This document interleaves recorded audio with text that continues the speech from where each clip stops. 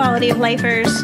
Thanks for listening to our webinar with the founders of BEHCA. Have you ever spent your evening texting back and forth to a coworker, getting filled in on what happened that day, or emailing your psychiatrist the latest information about an episode so that everyone's on the same page?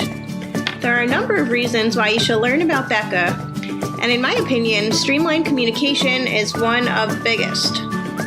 So BEHCA is a cloud-based behavior data tool that is comprehensive, unique, and cost-efficient. It helps to improve communication across families and professionals and can be used in settings such as schools, clinics, or group homes. Once the data is entered, it is automatically graphed and visually displayed for all collaborators to view. In today's webinar, Torri and Michael will fill us in on exactly what BEHCA is, and they will show us what it can do to make your life easier.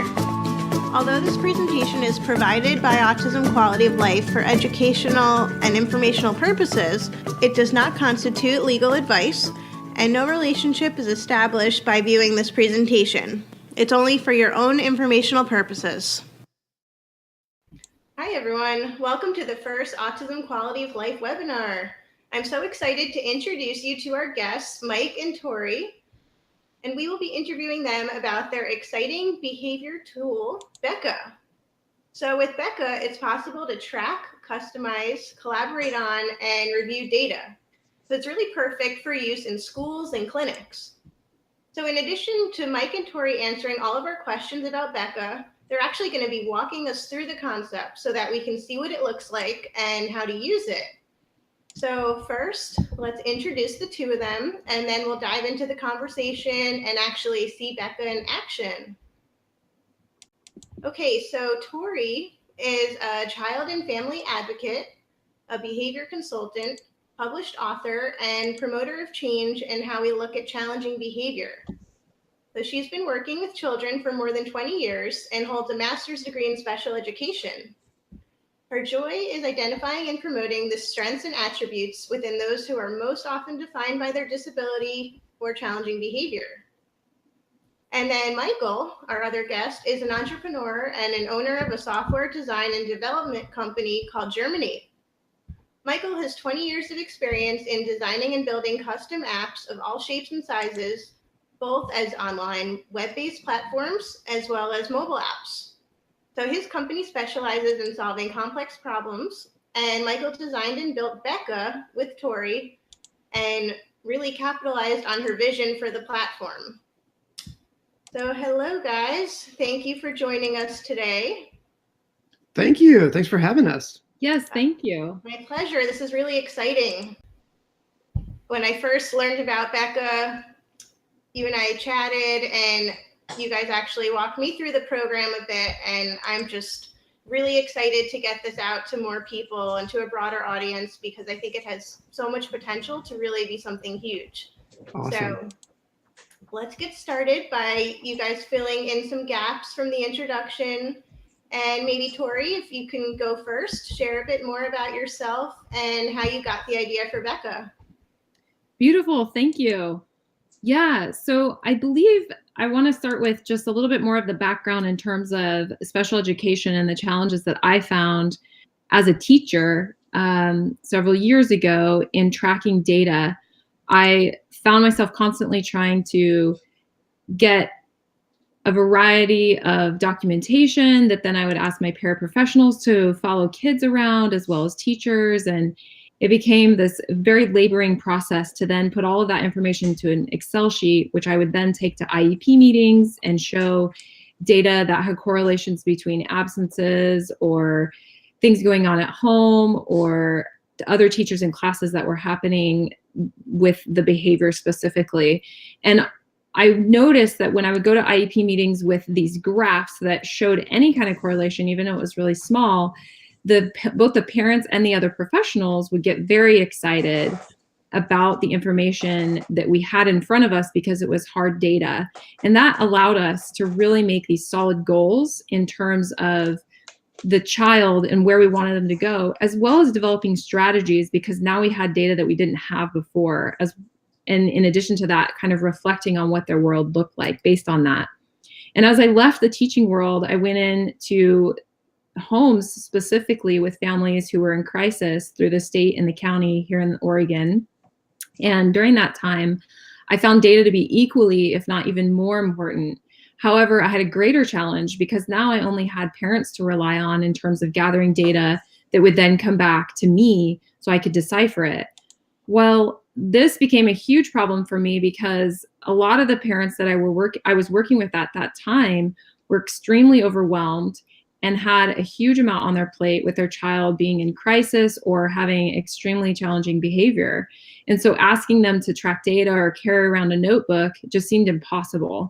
So I came back to my office where I shared an office space with Michael, who's this incredible developer of software and applications. And his company in particular loves to take complex problems and make them more simple. So I thought, well, let's have this conversation with him. And let's include other professionals like occupational therapists, speech and language pathologists, teachers, other doctors, and ask them a bunch of questions in terms of what they would want to collect data for and why that would be important. And this conversation probably started in 2014. However, we actually started the development of BEHCA in 2015. Our goal was really to create something that would be relatively simple to use, yet complex enough to customize individually and view the multiple variables. And along this, we also decided that the collaboration piece and allowing people to see this data as well as interact with this data throughout the day was really important. So the evolution of BEHCA throughout the last couple of years has been really fun to see. And I feel like once we released it last spring, we've continued to learn and we continue to develop this long list of things that we want to continue to add to make BEHCA even better. But that's kind of the inception of BEHCA, and I'll let Michael add any other details. Yeah, I can't add much more detail than that, other than the fact that this has been kind of a labor of love for the both of us in creating this and making it available for as many people as possible, because it's really about improving people's lives and showing that through the data we can find answers to those bigger questions. Definitely. Yeah, it really is about finding answers through the data, as you just mentioned. And it sounds like the two of you have really been on quite the journey. And only since this past spring has BEHCA really been a product to be unveiled to people. So spring of 2017, is that right? Yeah, that's right. So it's just been this year. It's helped us identify things that we can improve over time or additional features to add. So it's definitely a constant growing and improving application over time. Awesome. Yeah, well, we'd love to see how it works and to take a look. So if you don't mind walking us through the program a bit, that would be awesome. Yeah, absolutely. And what we're going to do is we're going to start on the profile section, which takes you through how you would set up an individual's profile. And then based on that, we can then get into the daily entry sections of where you're entering all the data. And then lastly, show you the dashboard of where you can view all that data. And we're going to start with just a sample account of how that data gets entered. And that gives you kind of an overview. They've been using this since back in June. And you can start to see trends over time that I think is really helpful to show.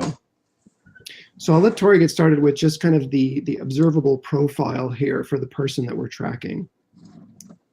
So the first part of this is the setup. You would go to this observable person page, this tab, and you would fill in the first and last name, your birth date, and your gender. The reason why we ask for gender is for the female individuals, we want to track their cycle because this does contribute to their overall physiological component and behavior in the way that they feel in terms of quality of life. And then finally, in this section, the information you need to upload would be your location. This doesn't have to be a specific location. It doesn't track your address. It tracks the general area. And the reason why we ask for that is because this automatically pulls a link for weather associated with the area in which you live in, and that tracks the temperatures, the barometric pressures, and the precipitation. And that's all viewed in the dashboard as well that we'll see a little bit later.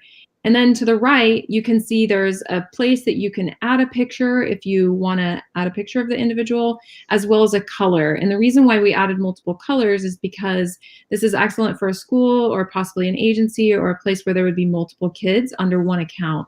And so you can make sure that you can identify. So if I'm an individual who has several kids, as you can see when Michael clicked on the top portion, it shows me there's 3 more people there and they have a different color and obviously the photo, so I can ensure that I have the accurate person that I'm tracking data for. Now we're going to go into the customized tracking.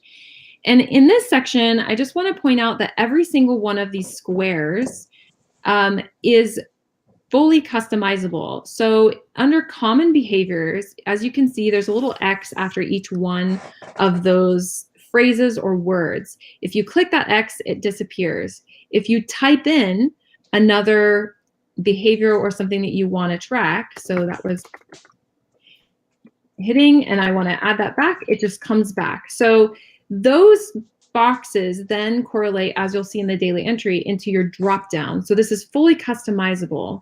And I want to point out in the common behavior portion, this can be tracked as both positive behavior or challenging behavior. In this particular example, it's the challenging behavior.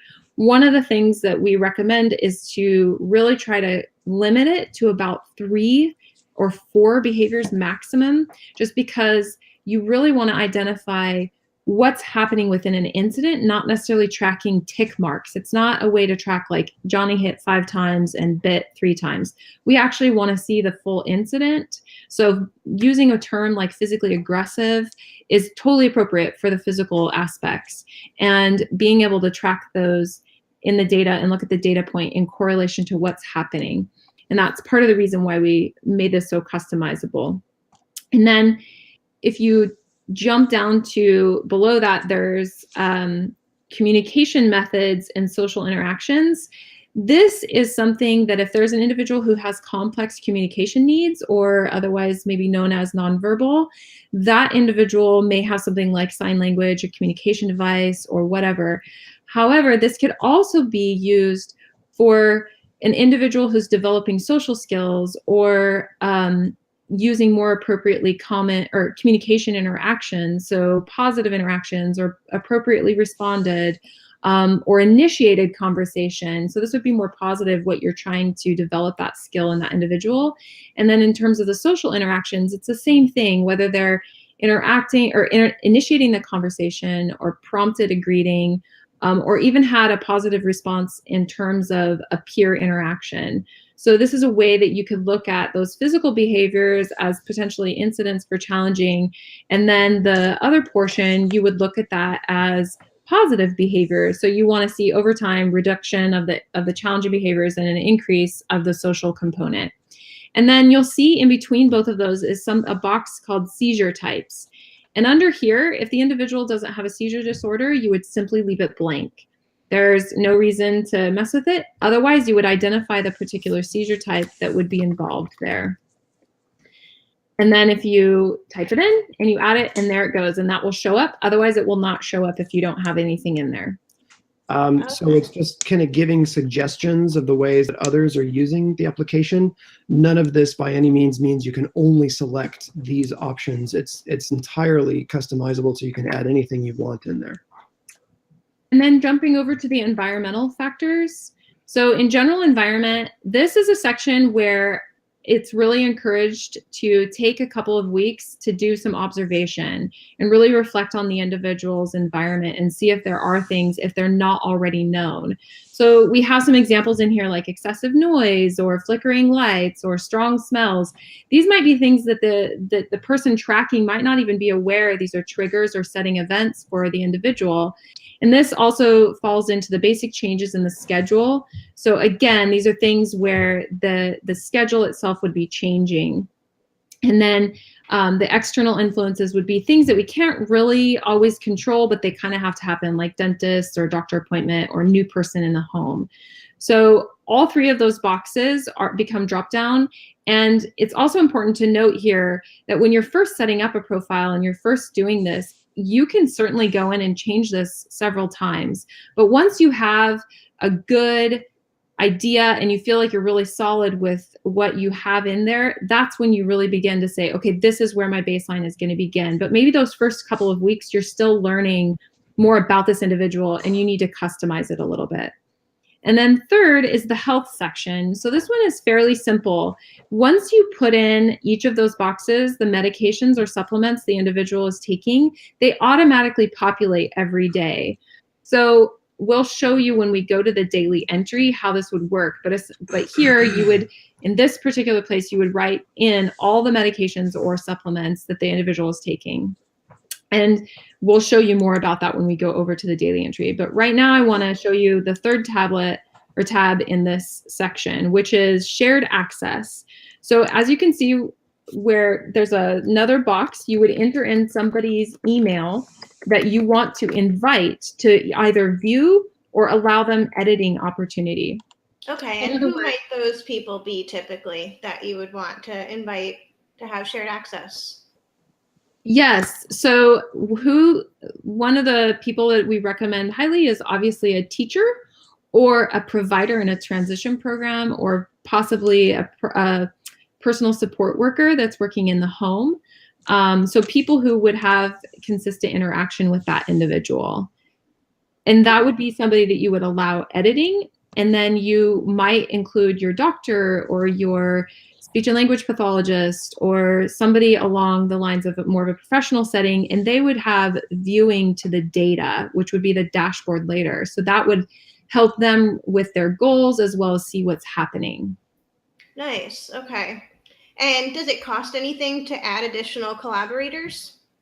No, it doesn't. You can add as many additional collaborators as you like, and there's no extra cost for them.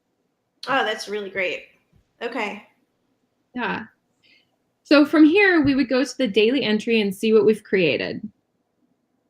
So our first tab is under behavior, and we've already talked about how we would set that up.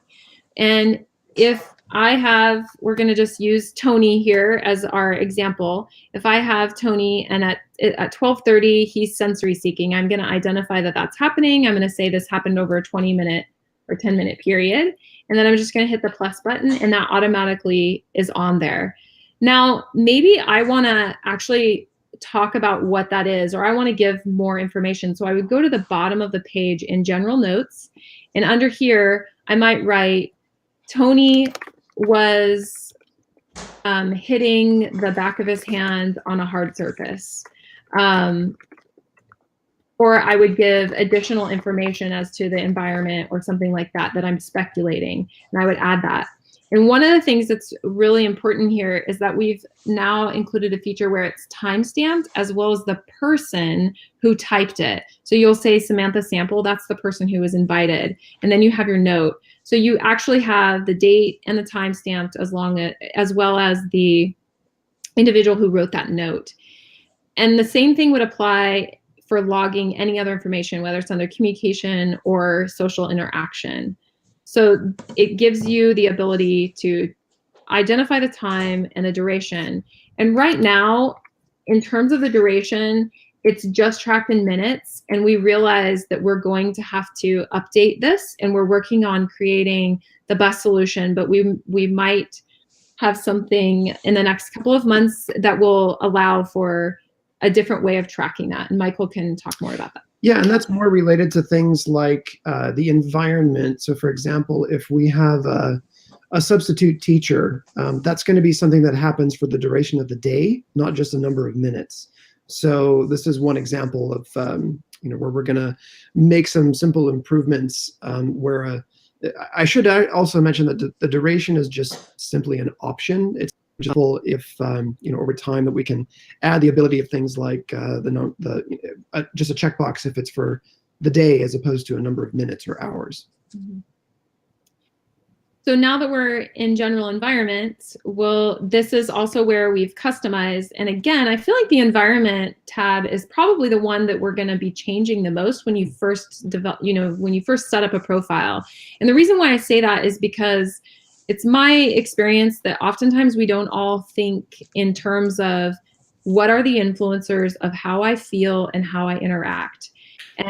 But yet we're looking at this child and we're looking at some kind of behavior that's doesn't seem appropriate or is uncomfortable for other people as well as for themselves. And we have to determine what are some of those factors or variables that are influencing that. So that was part of the reason why we had environment health as these secondary pieces to the behavior, because we want to compare that and really look at a macro perspective rather than micro. That's great. And this is also where you can see all the weather related data is being automatically tracked. So this is based on the location we set in the profile. This is connected to another service that pulls in all this data. And I actually just learned that in January, they're also adding a new metric called air quality, which I think is going to be a really cool thing to add once that's in January. Mm-hmm. And the final tab is health. And again, you can see to the right, I just want to point out the medications, vitamins, and supplements. They're already populated, and for every day that you do entry, they'll already be there. So you would just have to click the X and say, oh, they didn't actually get that. So then that would be tracked on your data. So it makes it super easy. And then coming back over to the left side where it's under observable health, we put a 0 to 10 scale here because we kind of want to get an idea of what is their baseline when they wake up. Where are they? And we very much encourage the interaction with the individual as much as possible in terms of asking them what their self-reporting is, as well as what we see, what we're observing. And then, so we would just identify that on the scale for each day. And we would also identify if there are any other health-related issues in terms of like headaches, cold, flu, and some of these things we can observe, while other things we're not necessarily going to know. So some of this is going to take a little bit of investigation or sleuthing on our part as the professional or the parents. And then below that are foods, which this is going to be an excellent section for individuals who are doing elimination diets or have just finished an elimination diet and are trying to add things back, to be able to show whether there is really an impact or not. This isn't going to be as imperative for individuals who are not really looking at dietary interactions. Now, the piece that's in that box that is imperative for everyone is digestion, and diarrhea and constipation can definitely be a very serious, if not fatal thing. And so I feel like this is something that often is very much overlooked. And so that was why we put that on there. And it's really important to just track that, because that also tells us more about what's going on with their digestion and their gut. Mm-hmm. And what do we need to be doing in terms of that. And this is also really great information for, say, a naturopathic doctor or your pediatrician or whatever in terms of that. And then finally, we have other events of the day. So this would be your screen time, your sleep, and your exercise. And again, this is kind of tracked in terms of like a point value and how it's impacting at. I feel like over time, we might be able to sort of separate these things out and look at them differently. But for now, we're just kind of getting a general view as to what they're looking like. What is the idea around this kiddos or this individual's environment? And then again, in every single one of these tabs, we have the general notes below to make sure that if there's more information we need to add, we can put it there. Very cool. Yeah, so then lastly, let's go to the dashboard, which kind of pulls everything together. And I should mention that just kind of a quick overview here is that the reason we broke these out in this way, behavior, environment, and health, is really to pull all these metrics together and get the full picture of what's really impacting a child's day and potentially causing those incidents. So let's actually switch to the Sophia sample, where we're going to show some actual data that's been tracked over time. Okay. Just to give you a quick overview, we're showing the overall condition, some of the things that we're comparing. We've got the social and communication interactions. We've also got the weather. And then throughout here, you can see she's been adding quite a few notes throughout the day. Mm-hmm. All of these can be turned on or turned off, so you can compare individual things together. Okay. And then up here, we can actually select a custom range. So they've been tracking since all the way back in June. So we can change that and show a much longer period of time. Now let's turn off some of these metrics so we can just begin looking at things like the incidence. And then we can begin to see those correlations over time. I'll let Torri talk a little more about that. And as Michael said, they started using it in June. And when they first started using it, it was a bit of a trial and error. And I'm actually the behavior consultant for this particular family. And one of the things that the family said right away when they started using BEHCA was, first they said, where has this been? Because they felt like it was allowing them to see things that they had never seen before. In addition to that, when I would do work with them, I might make a suggestion in saying, well, why don't you look at, what is the temperature, as well as, did you ask your daughter about how they're feeling with this? And did you think about the sensory input? And I actually started having dialogue with their daughter about the sensory in particular. And the mom was super fascinated. So what ended up happening is they changed a lot of the aspects within the environmental component to be able to track and see what was influencing. And then if you look at the graph right now, you can see that there's several really tall bars where along the graph. And then as you get further to the right, there's less and less of them. And then there's a couple sporadic ones. This is really important to point out because this particular family, their safety plan included calling 911 and doing a visit to the emergency room when things got to a level that they felt like they could no longer handle safely with other kids in the house.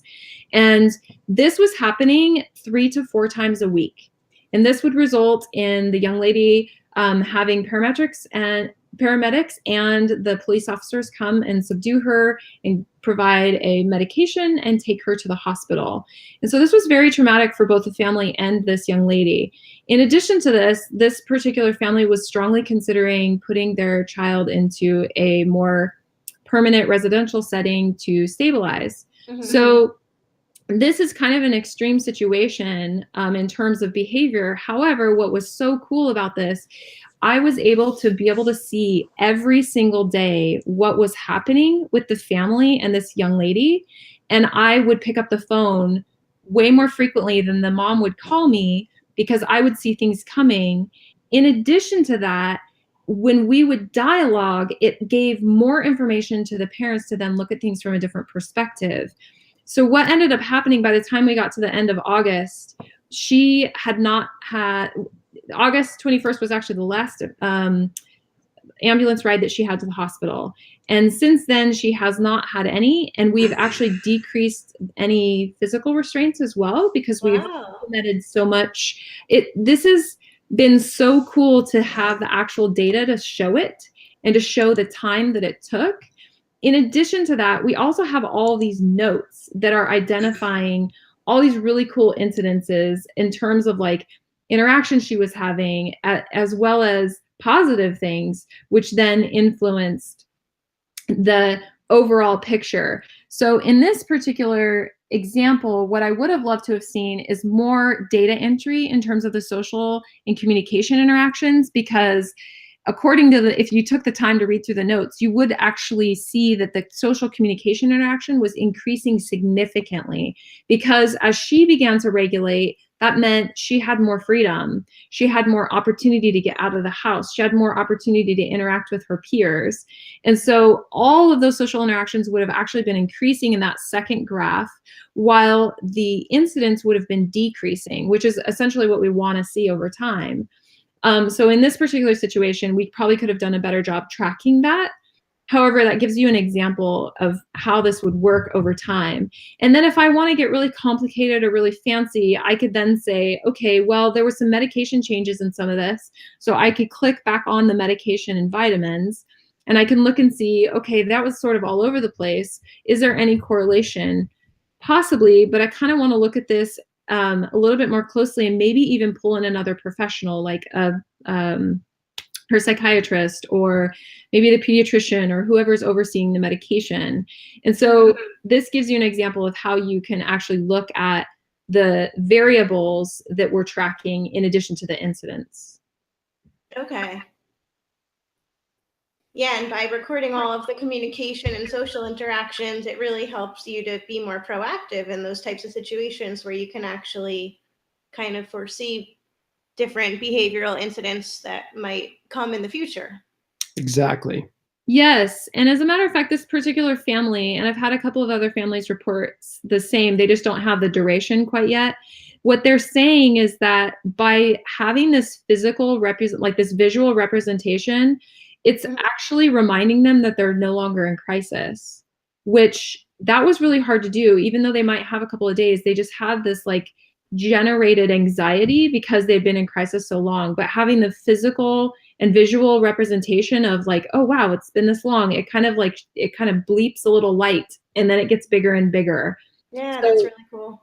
and they're also seeing that what they're doing is working, so it's super validating that something's Mhm. happening. In addition to that, what my observation is, BEHCA is also showing people that it's not just about the behavior. We have to step away from it. And parents are actually doing that, which is, so this data actually was brought into what's called a WRAP meeting. So it's like services that include mental health and the developmental disability portion. And then in addition to that, included the school portion with the IEP. So all of this data would be critical and so amazing in terms of schools and their use of data and tracking the goals with the IEP specifically. Yeah. I can definitely see how tracking all of this data is critical and is something that is really difficult to do without a software like BEHCA. Are you guys able to maybe share with our audience how BEHCA compares to other behavior tracking software and what makes BEHCA unique?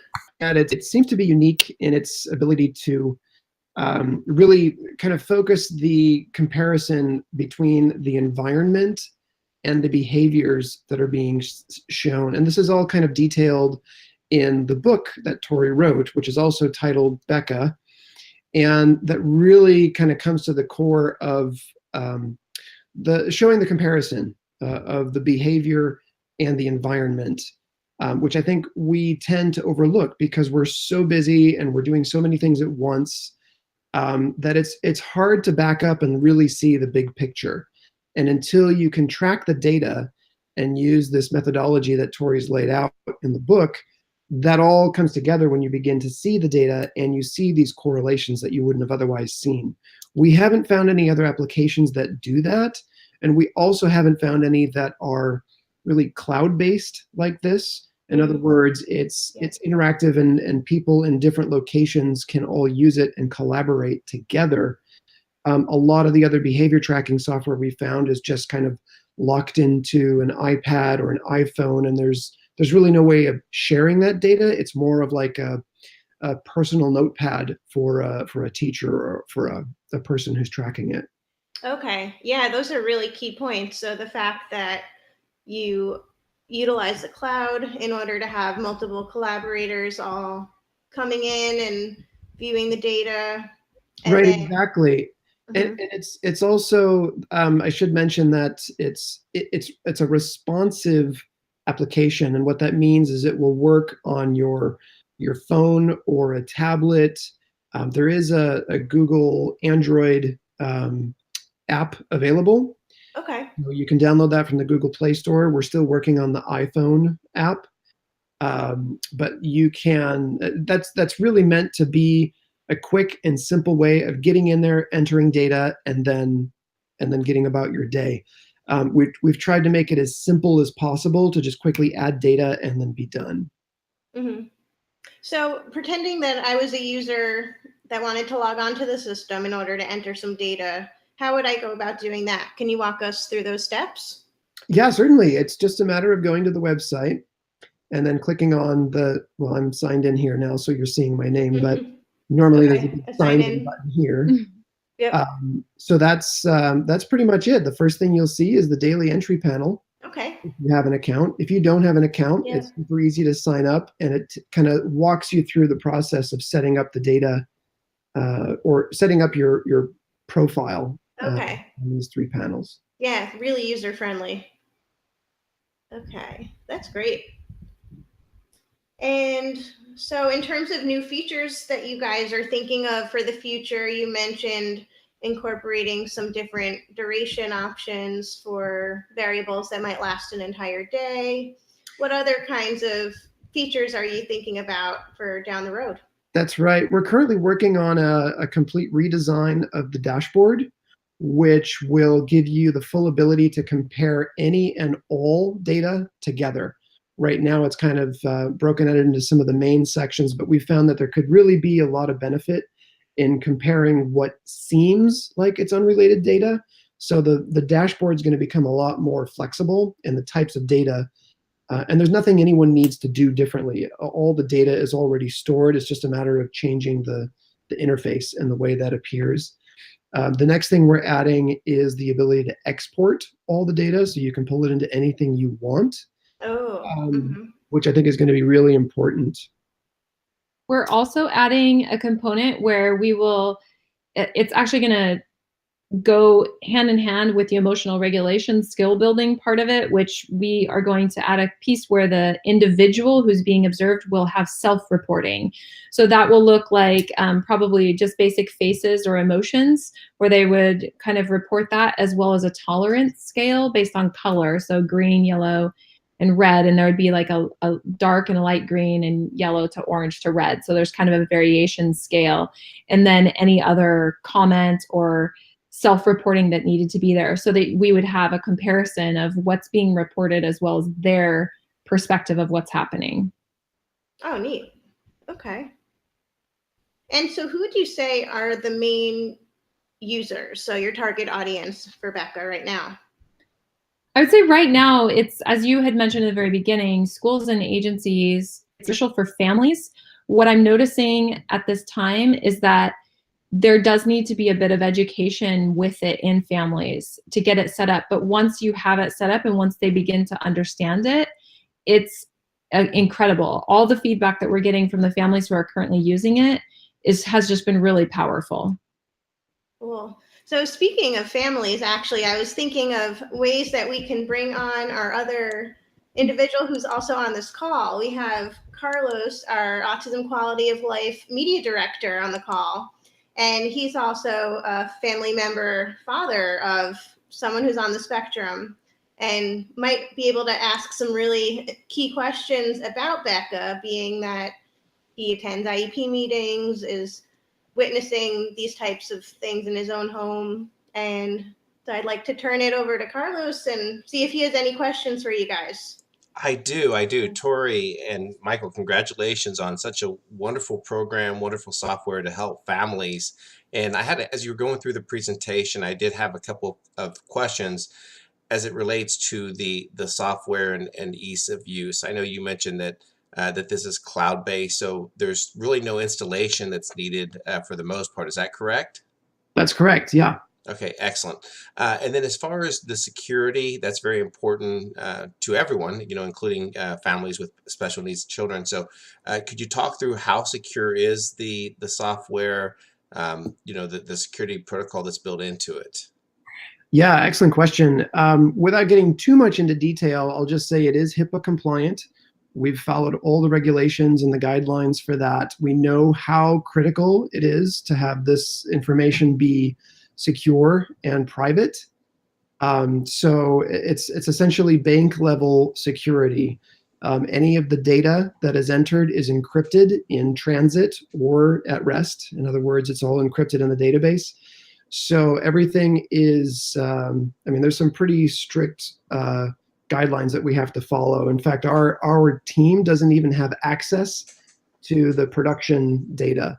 That's all pretty much cared for by a third party. Excellent. And then my final question is, how do I begin using it? Yeah, well, it's super simple to go to BEHCA.com. It's BEHCA.com. And there's a link there to sign up. In fact, if I log out here, I'll be able to show you what that looks like.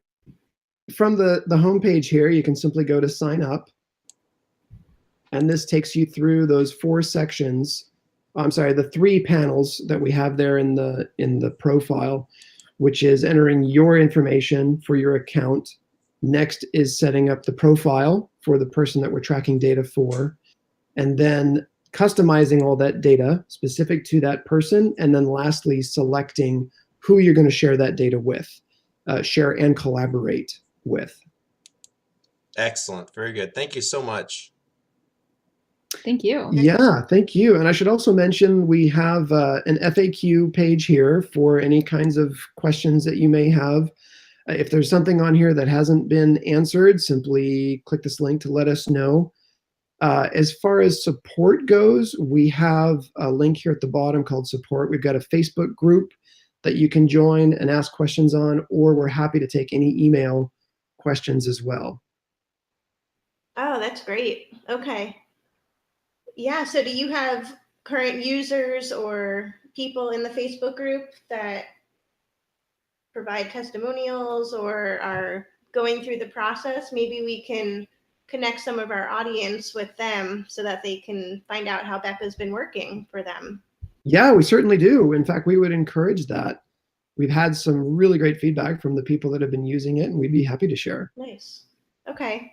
And another question I had pertained to BEHCA's use in schools. Do you currently either have a contract with any school districts, or is that something that you're looking into in the future to maybe get BEHCA out there to other clinics or school systems on a broader scale?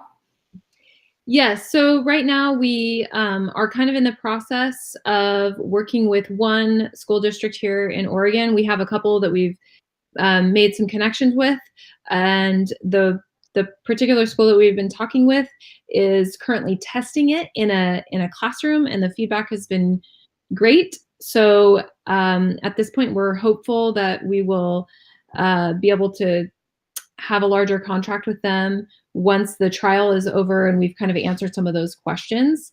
And of course, our goal is to continue making those connections with other districts. We have started realizing that we kind of want to start with some of the rural areas because they don't always have a lot of access to all the resources. And so this would be an excellent tool and resource that doesn't cost a lot of money in comparison to having those professionals be there. And so that was kind of something that we're working on a strategic plan.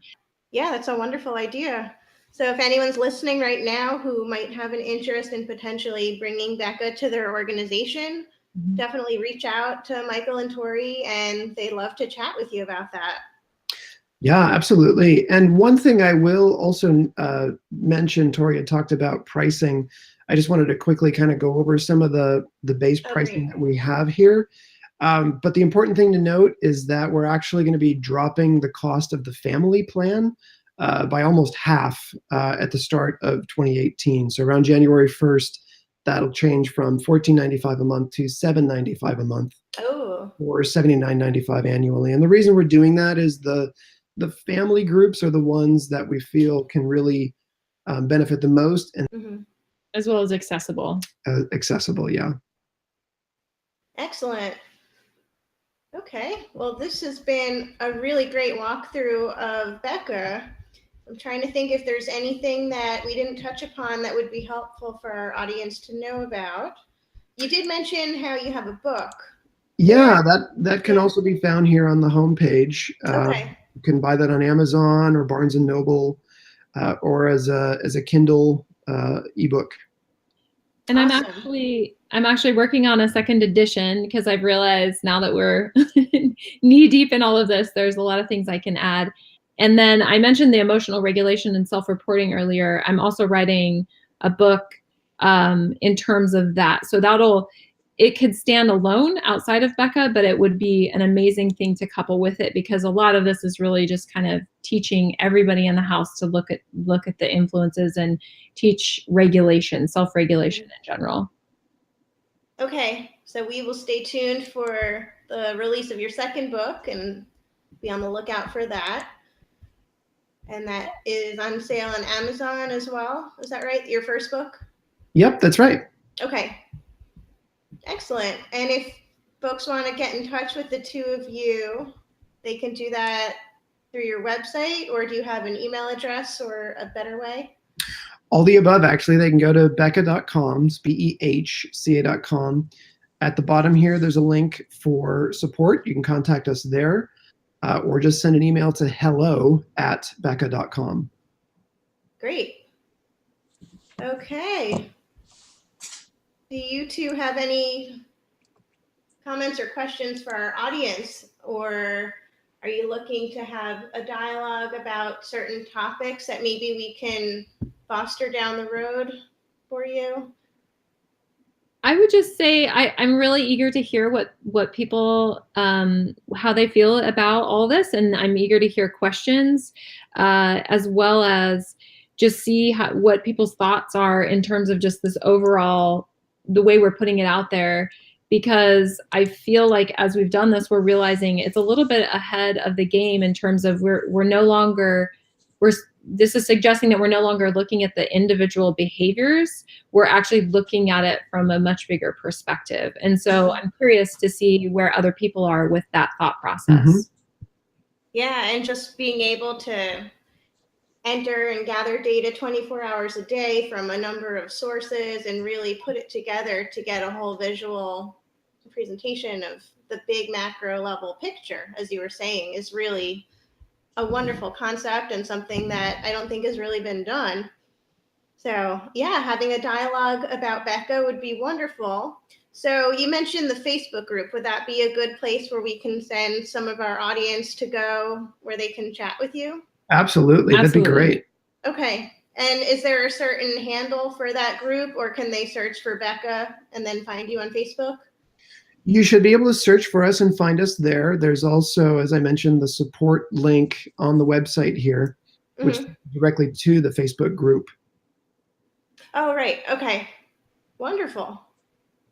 Okay. Well, Michael and Torri, thank you again for taking the time today to walk us through a demo of BEHCA and to introduce it to the Autism Quality of Life community. Thank you so much. It's been such a pleasure. Yeah. Yes, thank you for having us. Excellent. All right. We'll chat again soon. All right. Thanks so much. You. Take care.